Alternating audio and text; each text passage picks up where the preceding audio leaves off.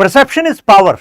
लेकिन चाइना जो इस समय कर रहा है वो केवल परसेप्शन कर रहा है या फिर इसके पीछे कुछ सब्सटेंस भी है।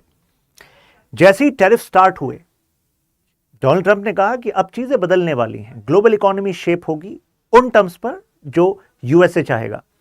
तो कई देशों ने कहा कि चलो ऐसा करते हैं, नेगोशिएशन कर लेते हैं, डायलॉग कर लेते हैं, बीच का रास्ता निकालते हैं।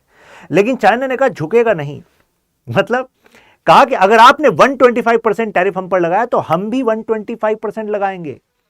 यूएसए ने कहा अच्छा ठीक है, लो हम 145% टैरिफ लगाएंगे, यानी कि 145% इंपोर्ट ड्यूटी लग जाएगी। जो लोग पहली बार इस इशू को समझ रहे हैं तो बता दूं, अगर चाइना से कोई सामान 100 रुपीज में आता है, हम रुपीज मान लेते हैं, 100 रुपीज में आता है और यूएसए में एंटर करता है, तो अगर 10% ड्यूटी लगती है तो उसका मतलब है कि भाई इस पे 10 रुपीज इंपोर्ट टैक्स लग जाएगा। सोचो 125%, 145%, तो कितना ज्यादा महंगा हो जाएगा वो प्रोडक्ट जो चाइना से यूएसए में जा रहा है। और अगर महंगा हो जाएगा तो बिक्री इंक्रीज होगी कि डिक्रीज होगी? अरे भाई डिक्रीज होगी। तो क्या बिक पाएगा फिर चाइना से वो सामान? नहीं बिक पाएगा। तो वहां पर फिर वो कंपनियां बना पाएंगी क्या? नहीं बनाएंगी जब बिक ही नहीं रहा। और यूएसए दुनिया का सबसे बड़ा कंज्यूमर मार्केट है, तो जाहिर सी बात है भाई यूएसए इसका इस्तेमाल तो कर रहा है इस लीवर का अपने नेगोशिएशन में। चाइना ने कहा कि भाई हमें क्यों एक्सेप्शन मानकर चले जा रहा है। तो यूएसए के कई स्कॉलर्स कहते आए हैं कि यूएसए की हेजेमनी को अगर कहीं से खतरा है तो वो चाइना से है। तो जाहिर सी बात है निशाना चाइना पे सबसे पहले होगा और सबसे ज्यादा टैरिफ भी चाइना पे ही लगाएगा। इनका कहना था कि एक्चुअली चाइना ना रेस्पेक्ट नहीं करता ग्लोबल रूल्स की, और चाइना और बाकी देश कह रहे हैं कि ये क्या बातें कर रहे हैं ट्रंप। खैर, लेकिन चाइना तो एक्सपोर्ट ओरिएंटेड इकोनॉमी है ना, यानी कि उसको अपना सामान बेचना है, इसी से उसकी कमाई होती है। तो फिर वो डर क्यों नहीं रहा?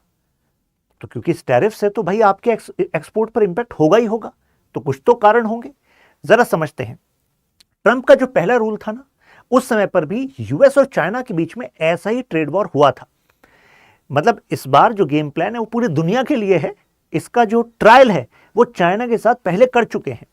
तो 2018 में जब चाइना ने इसको झेला था तो उसी समय से चाइना ने तैयारी करनी शुरू कर दी थी। ये तो पहला रीजन है। अगर ये जियोपॉलिटिक्स का चेस बोर्ड है और ट्रंप ने कोई चाल चली है और फिर भी चाइना कॉन्फिडेंस में है, तो हमें समझना पड़ेगा कि कौन कौन सी चालें चाइना के दिमाग में है। एक एक करके समझते हैं। पहला देखिए, 2018 में 19.8% टोटल जो चाइना एक्सपोर्ट करता है दुनिया में, उसमें से 19.8% ये इनको करता था यूएसए को। तो उन्होंने कहा कि चलो अब हम यूएसए को ओवरऑल जो एक्सपोर्ट करते हैं उसको डिक्रीज करेंगे। प्लस अगर मैं टोटल जीडीपी की बात करूं चाइना का, तो उसका लगभग 2% ही है जो ये वाला एक्सपोर्ट बैठता है। तो चाइना को लगता है कि अगर इस एक्सपोर्ट पर डेंट आया भी तो पहली बात तो खाली हमें नुकसान नहीं होगा, आपको भी होगा, और हमें जो नुकसान है वो मैनेजेबल है।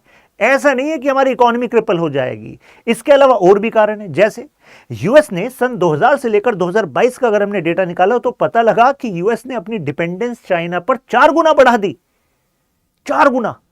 और इसी पीरियड में जब हमने चाइना के डेटा को देखा तो चाइना ने अपनी डिपेंडेंस ऑन यूएस वो 50% घटा दी। तो यार ये तो चाइना को फिर कॉन्फिडेंस आएगा ही आएगा।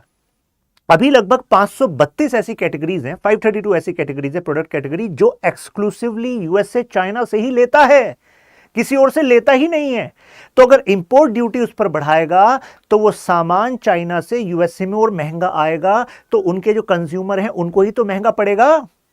प्लस चाइना को पता है कि देखो हम हैं एक बहुत बड़ी economy in terms of population भी, मतलब मार्केट हमारी ह्यूज है। वो अलग बात है, हमारे यहाँ एक ह्यूज चंक ऑफ पॉपुलेशन ऐसी भी है भाई जिसकी खरीदने की क्षमता कम थी। तो 2018 से ही शी जिनपिंग एक शब्द का इस्तेमाल कर रहे हैं, कॉमन प्रोस्पेरिटी प्रोग्राम। इसका मतलब है कि जो नई मिडिल क्लास को क्रिएट करना है, क्योंकि दुनिया अगर चाइना के खिलाफ हो रही है, ऐसा शी जिनपिंग प्रोजेक्ट कर रहे हैं, दुनिया दुश्मन है हमारी, हम बढ़ रहे हैं, ये चिढ़ रहे हैं, हमें रोकना चाहते हैं। देखो कभी क्वाड बना लेते हैं, ऑकस बना लेते हैं, और ये देखो टैरिफ में हमें सिंगल आउट कर रहे हैं। ट्रंप ने बाकी सारे देशों को 90 दिन का रिलीफ दे दिया, उन पर 10% ही टैरिफ रखा, लेकिन हमें कोई ऐसा रिलीफ ही नहीं दिया। हम पर तो 125% से फिर 145% कर दिया। तो सिंगल आउट करके हमें गिराने की कोशिश है। तो वो कह रहे हैं कि अगर हम अपना डोमेस्टिक कंजप्शन बढ़ा लेंगे, यानी कि जितना हम उनको एक्सपोर्ट करते हैं तभी हमारी फैक्ट्री चल पाती है। अरे भाई खुद बनाकर खुद बेचेंगे, अपने अंदर ही बेचेंगे, तो इंटरनल अगर सर्कुलेशन इकोनॉमी का होगा तो डिपेंडेंस कम होगी कि नहीं होगी? दूसरा, चाइना की सरकार का कहना है कि देखो टेंशन मत लो, हमारे मैन्युफैक्चरर्स तुम्हें जो लोन मिलता है उस पर इंटरेस्ट रेट घटा देंगे, प्लस तुम्हें एक्सपोर्ट की सब्सिडी देंगे, टेंशन क्यों ले रहे हो, एक्सपोर्ट की सब्सिडी मिलेगी। प्लस यूएसए एक बड़ी मार्केट है, मानते हैं इसका वो फायदा उठाना चाह रहा है, लेकिन हमने बीआरआई ऐसे ही थोड़ा ना बनाया है, बेल्ट रोड इनिशिएटिव, उसके थ्रू हम अल्टरनेटिव मार्केट्स को पेनिट्रेट करेंगे, उनके साथ संबंध बनाकर रखेंगे और उनके साथ और ज्यादा बेचेंगे, और ज्यादा बेचेंगे तो पैसा आएगा। तो ये भी उनका एक चाल है। फिर उनका कहना पब्लिक ओपिनियन को देखिए, जैसे ये इन्फ्लेशन बढ़ेगा जो कि यूएसए में ऑलरेडी बढ़ रहा है, तो कहां की पब्लिक मैनेज करनी ज्यादा मुश्किल है। भाई यूएसए डेमोक्रेसी है, तो ट्रंप के खिलाफ ज्यादा मतलब लोग सड़कों पर आएंगे, लेकिन चाइना है भाई, चाइनीज कम्युनिस्ट पार्टी की डिक्टेटरशिप। उन्होंने कहा हमें क्या है, हम तो अपनी प्रोपेगेंडा मशीनरी ऑलरेडी हमने लगा दी है, हमने तो कह दिया है कि जो सेंचुरी ऑफ ह्यूमिलेशन जो चाइना ने झेली थी, जब यही वेस्टर्न ताकत ने हमें कंट्रोल करने की कोशिश करी थी, हमें एक्सप्लॉइट किया था, उससे हमने बचाया था जब कम्युनिस्ट रिवॉल्यूशन आया था, तो अब ये दोबारा से ये ताकतें हमारे खिलाफ आ गई हैं। तो अगर इकोनॉमी में टर्मोइल आया भी तो जनता को पता है कि एक्चुअली निशाना कौन है, सीसीपी नहीं है, शी जिनपिंग नहीं है, निशाना तो ये अमेरिका है, तो वो तो अमेरिका को ही कहेंगे, और वहां की पब्लिक, यूएसए की पब्लिक कहेगी भाई तुमने ही शुरू किया था, ठीक तो चल रहा था भाई, ये क्यों टैरिफ वॉर तुमने किया। तो इनकी प्रोपेगेंडा मशीनरी ऑलरेडी लग गई है, ये वीडियो सर्कुलेट कर रही है इनकी मिनिस्ट्री चाइना में कि वी विल नेवर यील्ड, हम झुकेंगे नहीं भाई। चाइना का राइज, चाइना कह रहा है कि फेवर नहीं है आपका, जैसे कि कहीं जो यूएसए के मतलब जो डोनाल्ड ट्रंप हैं प्रेसिडेंट, उनके एडवाइजर्स कह रहे हैं कि देखो चाइना कहां था 1980 से आज चाइना जहां पर है किसकी वजह से है। अरे वो रिचर्ड निक्सन और यहां पर जो मीटिंग हुई थी इनके बीच में, डेंग जियाओपिंग के बीच में, उसके बाद यूएसए ने ऑफर रखा था कि अपनी इकोनॉमी में कैपिटलिज्म को लाइए, हम अपना इन्वेस्टमेंट लेकर आएंगे, तो हमारे इन्वेस्टमेंट के बलबूते तुम एक मैन्युफैक्चरिंग हब बन पाए, एक्सपोर्ट ओरिएंटेड इकोनॉमी भी इस वजह से बन पाए क्योंकि हमने तुम्हें अपने यहां पर बेचने दिया, आसान शर्तों पर अपनी इकोनॉमी को ओपन किया।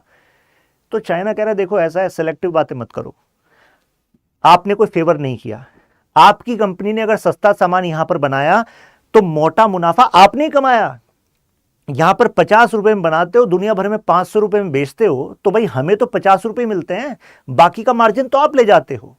और इसी वजह से चाइना को पहले वो सोच रहे थे, जैसे कि जेडी वेंस ने जो अपनी एक स्पीच में भी कहा था ना, कि वो सोच रहे थे कि ये जो इकोनॉमीज हैं ये एक्चुअली लो वैल्यू के प्रोडक्ट्स बनाती रहेंगी। अब लेकिन ये तो इन्होंने तो खुद ही अपनी कंपनी बना ली। फॉर एग्जाम्पल BYD टक्कर दे रही है टेस्ला को, चाइना की कंपनियां अब टक्कर दे रही हैं वेस्ट की कंपनीज को, तो अब वो जो बाकी का जो मार्जिन था वो चाइना में ही आ रहा है, अब वो वहां पर नहीं जाएगा उतना ज्यादा, तो ये यूएसए को प्रॉब्लम हो रही है।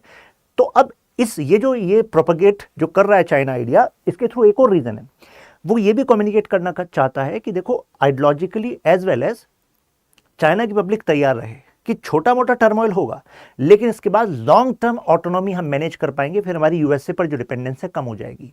और रही बात यूएसए को डिपेंडेंट बनाना, वो तो हमने बना ही रखा है उन सेक्टर्स में जो सेक्टर्स आगे की दुनिया को कंट्रोल करेंगे, जैसे कि semiconductor, high tech, you can say high tech chips, high tech machines, और उसके लिए आपको किसकी जरूरत पड़ रही है, for example rare earth material. दुनिया की टोटल जो सप्लाई है उसमें से 72% सप्लाई पर कंट्रोल किसका है, चाइना की कंपनियों का है। आप कहेंगे लेकिन सर जैसे मान लीजिए चिली है, पेरू है, लैटिन अमेरिकन कंट्रीज, वहां पे जो सोर्सेज है ना, तो वहां से यूएसए ले लेगा। मजे की बात यह है कि वहां पर जो रिसोर्सेज हैं, जो खान है, माइंस हैं, उन पर कंट्रोल किसका है, चाइना की कंपनीज का। चाइना की कंपनीज वहां पर पहुंच गई, कहा कि देखो तुमसे तो ना हो पाएगा, इतना बड़ा रिसोर्स है, तुम्हें पैसा चाहिए, चलो हम अपनी इंडस्ट्री लगाते हैं, हम एक्सट्रैक्शन करेंगे, हमारा रिस्क रहेगा, पैसा हमारा, तुम पैसा कमाओ, कंट्रोल हमें रहने दो। तो मुद्दा यह है कि इसके थ्रू कितनी बड़ी नेगोशिएटिंग लेवरेज चाइना को मिल रही है। और एक और बात, इसी अप्रैल महीने में 27 कंपनी ऐसी हैं यूएसए की जिस पर चाइना ने बैन लगा दिया है। एक वो समय था जब यूएसए ही बैन लगाता था कि हुआवे तुमसे यहां ना काम हो पाएगा, कनाडा इसको बैन करो, बाहर निकालो, टिकटॉक को बैन करो, टेंसेंट कंपनी, इसकी गेमिंग कंपनी, इसको बैन करो, ये काम करता था। या इनकी 27 कंपनी पर बैन लगाया। और सबसे इंपॉर्टेंट बात है, इनमें से ज्यादातर कंपनीज डिफेंस मैन्युफैक्चरिंग वाली कंपनीज हैं। तो सोचो यूएसए की सबसे बड़ी एडवांटेज जो यूएसए दर्शाता है वो है उनकी मिलिट्री टेक्नोलॉजी। और उसके मतलब जो 27 कंपनियां उसमें से इनके डिफेंस मैन्युफैक्चरर्स भी हैं जिनको रेयर अर्थ मटेरियल की जरूरत है अपने प्रोजेक्ट्स के लिए। और चाइना ने क्यों कहा? चाइना ने कहा देखो आप जिन शर्तों पर हमसे रेयर अर्थ मटेरियल लेते हैं, हमें लगता है वो सिविलियन यूज के लिए आप लेते हैं और डुअल यूज के लिए इस्तेमाल करते हैं, मतलब उसका मिलिट्री यूज भी हो सकता है, तो इस वजह से हम नहीं देंगे। तो ये तो चाइना, भाई साहब चाइना भारी पड़ रहा है इस मामले में। तो सेमीकंडक्टर और एआई, देखिए अगर हम टाइप ऑफ टेक्नोलॉजी की बात करें तो उसमें यूएस की जो कंपनीज है उनकी लीड है ओवर चाइना। और इसी वजह से बाइडेन एडमिनिस्ट्रेशन में भी चिप्स एक्ट आया था, जिसके थ्रू यूएसए ने कहा कि हम कुछ टॉप टेक्नोलॉजी जो डिजाइन है सेमीकंडक्टर के, वो हम चाइना को अलाउ नहीं करेंगे। यानी कि अपनी कंपनी जैसे कि Intel, Nvidia etcetera, they are not going to sell these designs to China. अब चाइना फोकस कर रहा है फाउंड्रीज पर। फाउंड्रीज का मतलब होता है मैन्युफैक्चर करना सेमीकंडक्टर, लेकिन डिजाइन में एडवांटेज किसकी है? यूएसए की है। तो अब चाइना ने कहा कि ठीक है, आपने दिखा दिया ना कि आप सपोर्ट नहीं करोगे, चलो हम अपने खुद के डिजाइन पर फोकस करेंगे। तो सेमीकंडक्टर मतलब डिजाइनिंग में, एआई में, जैसे कि अभी अपने डीपसीक की भी बात, डीपसीक का भी देखा, तो ऐसे में इनकी जो कंपनीज हैं नाउ दे आर काउंटरिंग। जैसे कि ये हुआवे टेक्नोलॉजीज को एक मशीन की जरूरत थी, लिथोग्राफी मशीन की जरूरत थी, जो एक एएसएमएल नाम से कंपनी है नीदरलैंड की, वो बनाती है। अब यूएसए को ये बात पता लगी, अच्छा हुआवे मतलब तुम जो है हमारी जो सारा शतरंज है उसमें हम तुम्हें सेमीकंडक्टर डिजाइन में आगे नहीं बढ़ना देना चाहते और तुम इसमें आगे बढ़ जाओगे, ऐसा कैसे हो जाओगे? नीदरलैंड को फोन लगाया, नीदरलैंड से कहा कि देखो हमसे तो रिश्ता रखना है ना। नीदरलैंड ने कहा क्या बात कर रहे हो भाई, अभी तो आप ही सुपर पावर हैं। तो देखो ऐसा, तुम्हारी ये कंपनी है, इस कंपनी की जो मशीन है ये बेची नहीं जानी चाहिए चाइना की कंपनी हुआवे को। नीदरलैंड ने कहा नहीं बेचने देंगे, वो गई नहीं इनके पास, इन्होंने खुद डेवलप कर लिया और उसके बाद इन्होंने भी वैसी जो चिप टेक्नोलॉजी जिनको बनानी थी उनको बना लिया है। तो कहने का मतलब यह है कि भाई एडवांटेज में चल रहा है। अब चाइना की एक वीकनेस यहां पर सामने आ रही है, वो है एग्रीकल्चर इंपोर्ट और उसमें यूएसए के ऊपर डिपेंडेंस। जरा ये डेटा देखिए, 2002 से 2011 के बीच में जो टोटल एग्री प्रोडक्ट्स चाइना ने लिए हैं यूएसए से, उसमें 854% का राइज देखा गया। अब आप कहेंगे यार इतना बड़ी भूल कैसे चाइना ने कर दी? अब देखिए इसमें कंपोनेंट क्या क्या है, वीट भी है, मतलब 1.08 बिलियन डॉलर का तो वीट है पर एनम का, गेहूं। इसके अलावा कॉटन है, सोयाबीन है, कॉर्न है, कॉर्न के लिए तो यूएसए फेमस ही है। तो आप कहेंगे ये तो भाई भूल कर दी, अब तो चाइना इसमें फंस गया। चाइना कह रहा है बाकी डेटा तो देख लो, बाकी डेटा ये वाला देखो ना। जैसे 2022 का 43 बिलियन डॉलर का इंपोर्ट किया एग्रीकल्चर कमोडिटीज का, राइट।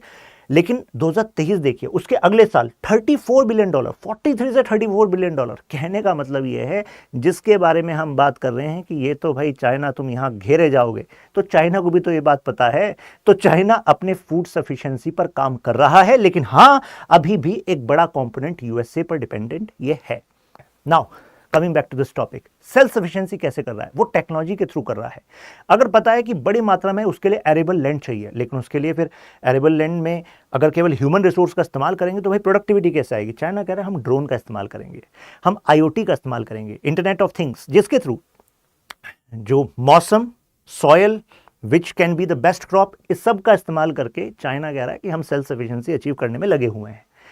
सेंट्रल रोल कह रहा है कि ग्लोबल इकोनॉमी में हमारा ही है, मतलब कि अभी भी फैक्ट्री ऑफ द वर्ल्ड हम ही हैं। तो हम ही हैं तो भाई हमें अगर गिराओगे तो बाकी कई सारे देश गिरेंगे। प्लस जो गिराने के तरकीब यूएसए लगा रहा है, तो इससे खुद यूएसए की ही सुपर पावर वाला जो स्टेटस था ना, डोमिनेंस, वो डिक्रीज हो रही है। और अगर वो डिक्रीज हो रही है तो स्पेस किसके लिए क्रिएट हो रहा है? वो चाइना के लिए हो रहा है।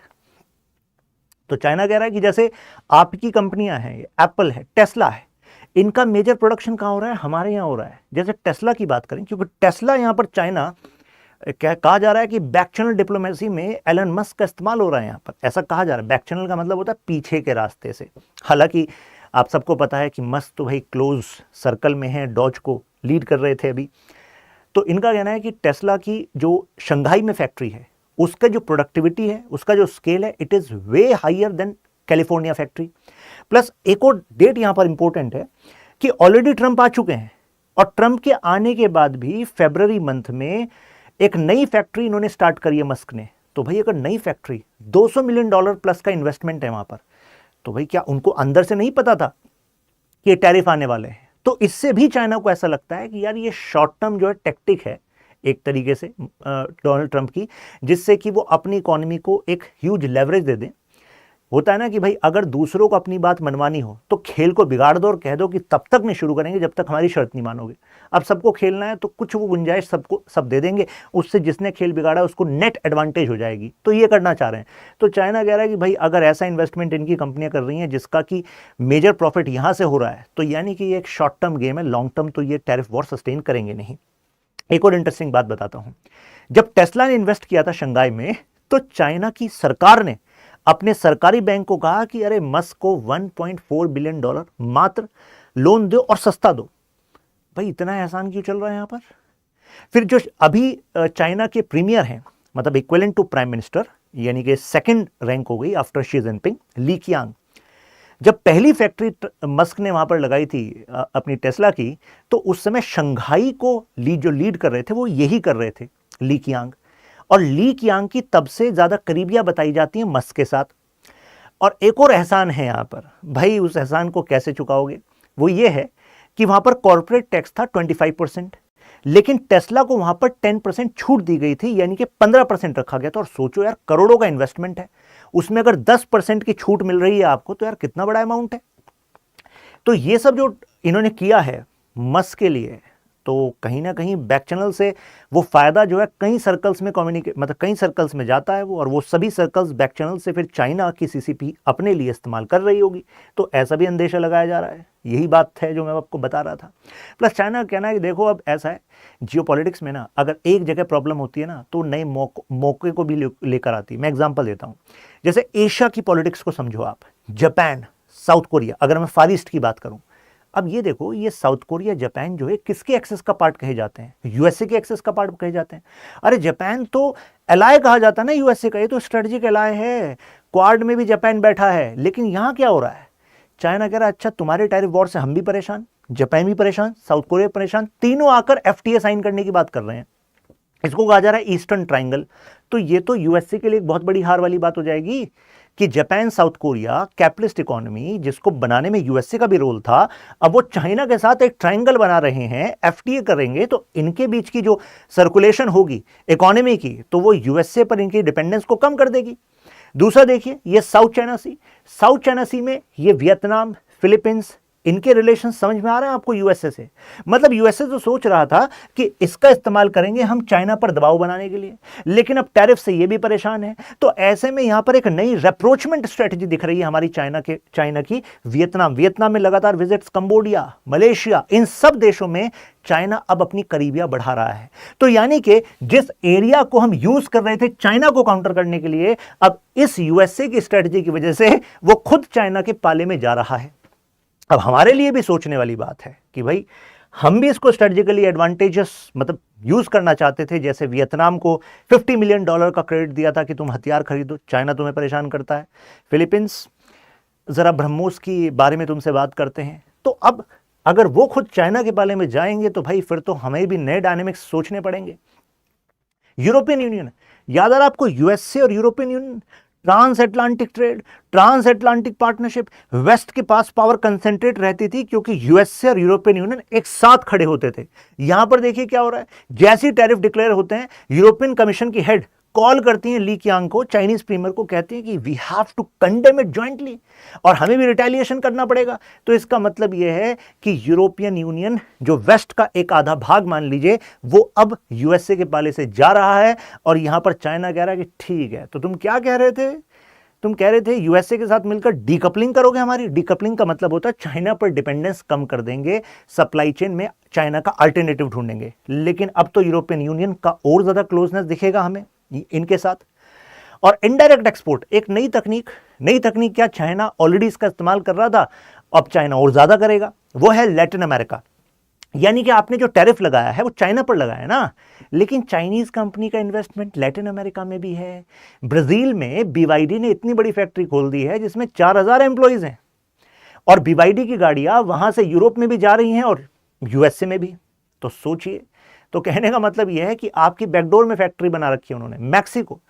अब वहां पर किसी मैक्सिकन कंपनी को रजिस्टर कराकर, जो भी वहां की कंपनी है उनको पैसा रूट करके, और इधर से चाइनीज कंपनी अपना भी उसमें स्टेक्स डाल देती हैं, और अल्टीमेटली वो चाइना की कंपनियों का ही तो प्रोडक्ट है जो मैक्सिको में मैन्युफैक्चर हो रहा है और बिक रहा है यूएसए में, और इससे वो फायदा ओढ़ ले रहे हैं जो यूएसए, कनाडा और मैक्सिको के बीच का जो एग्रीमेंट है, ट्रेड एग्रीमेंट, उसका ही फायदा ले रहे हैं। वहां से छोटे छोटे इंपोर्ट करते हैं कंपोनेंट्स चाइना से, मैन्युफैक्चर करते हैं और असेंबल करते हैं, मतलब मेजरली असेंबल करते हैं, उसको मैन्युफैक्चरिंग दिखाते हैं मैक्सिको में और बेचते हैं यूएसए में। तो वहां तो आपका जो टैरिफ स्ट्रेटेजी है उसी को इन्होंने साइडलाइन कर दिया, तो बाईपास कर दिया। तो ये सारे हथियार हैं इनके पास जिसका वो इस्तेमाल कर रहे हैं। लेकिन ये भी कहा जा रहा है कि कहीं ऐसा तो नहीं कि चाइना ओवर प्ले कर रहा है, मतलब ओवर कॉन्फिडेंस में है। अब ऐसा क्यों कहा जा रहा है? क्योंकि अगर ये टैरिफ वॉर ऐसे ही लंबे समय तक बढ़ता रहा, और यूएस इतनी बड़ी कंज्यूमर मार्केट है, मैं एग्जांपल देता हूं, अगर कोई प्रोडक्ट 100 रुपीज का यूएसए में बन रहा है, ठीक, मतलब चाइना में बन रहा, मान लीजिए चाइना से समझाते हैं, और चाइना से वो यूएसए में इंपोर्ट हो रहा था, तो उस पर 10% लग रहा था इंपोर्ट। अब मान लो बढ़ाकर उन्होंने 125 कर दिया, फिर उसको 145 कर दिया, 145। तो सोचो 100 पर 145% लग गया टैक्स, इंपोर्ट टैक्स, तो कितना बड़ा अमाउंट हो जाएगा वो। अगर वही चीज अगर इंडिया में बन रही है, मान लो हमारी प्रोडक्टिविटी चाइना के कंपैरिजन में, मतलब हम महंगा बना रहे थे उस प्रोडक्ट को, मान लीजिए हम 120 में बना रहे थे, 150 में बना रहे थे, लेकिन हम पर इंपोर्ट ड्यूटी लग रही है 10% और उन पर लग रही है 145%। तो सोचो इंडिया का जो प्रोडक्ट है वो यूएसए की मार्केट में बिकने के लिए ज्यादा कॉम्पिटिटिव होगा कि नहीं होगा? तो ज्यादा बिक्री इंडिया के मैन्युफैक्चरर की यूएसए में हो सकती है कि नहीं हो सकती इस टाइम में? भाई 90 दिन तक तो टैरिफ वॉर चल ही रहा है, मतलब अभी फिलहाल तो चल ही रहा है, आगे क्या होगा वो तो देखा जाएगा। तो पॉइंट है अभी 10% टैरिफ है, अगर बढ़ता है तो फिर तो सिचुएशन देखनी पड़ेगी। बट पॉइंट है कि ये चाइना का जो अल्टरनेटिव सप्लाई चेन है, केवल इंडिया ही नहीं और देश भी इस मौके को यूज करने में लगे होंगे। जैसे कि ये CLV Nations, Cambodia, Laos, Vietnam, ये ऑलरेडी चाइना के अल्टरनेटिव के रूप में अपने आप को इंडस्ट्रियल हब की तरह काम करने में लगे हुए हैं, बेस को बनाने में लगे हुए हैं। तो ऐसे में चाइना को लॉन्ग टर्म में देखना होगा कि ग्लोबल इकोनॉमी में अल्टरनेटिव बनने में ज़्यादा समय नहीं लगता। अगर बेस ऑलरेडी बना हुआ है, बस मार्केट कनेक्शन और वो जो साइकिल है सप्लाई चेन की वो चलने की जरूरत होती है। तो ऐसा ना हो कि लॉन्ग टर्म चाइना को नुकसान हो जाए, ये भी कहा जा रहा है। खैर, कंक्लूजन के तौर पर हम ये कह सकते हैं कि जो अभी टैरिफ है उसने एक ग्लोबल अनसर्टेनिटी तो ला दी है, रिसेशन जैसी टेंशन, जॉबलेसनेस जैसी टेंशन केवल यूएसए में नहीं कई इकोनॉमीज में आ गई है। इससे ये भी सीखने के लिए मिला है कि जब तुम्हारी चीजें सब कुछ सही चल रही हो, वही समय होता है रीअसेस करने का कि तुम्हारी डिपेंडेंस कहां कहां किस किस पर है, किस तरह की है, और उसी समय रहते उस तरह की डिपेंडेंस को डिक्रीज करते रहना चाहिए, क्योंकि डिपेंडेंस इज वीकनेस। और ये केवल इंटरनेशनल रिलेशंस पे यूज नहीं होता, लाइफ में भी यूज होता है। खैर, तो मुझे लग रहा है कि आपको क्लैरिटी इस टॉपिक पर मिल गई होगी। अगर सब कुछ है क्लियर, यू कैन मेंशन वाह इन कमेंट्स या अल्ट्रा क्लियर। और आपके क्या ओपिनियन है, डू शेयर इन कमेंट्स। आप मेरे साथ यहां पर कनेक्ट हो सकते हैं, Shashank Tyagi for you, Instagram, Telegram. Question देखिए, discuss the implication of current tariff war emerging from US, how can India hedge its risk in current scenario. अच्छा क्वेश्चन है, इसका आंसर लिखकर आप यहां पर सबमिट कर सकते हैं टेलीग्राम में डायरेक्टली मुझे। फिर मिलते हैं, ख्याल रखिए अपना, जय हिंद।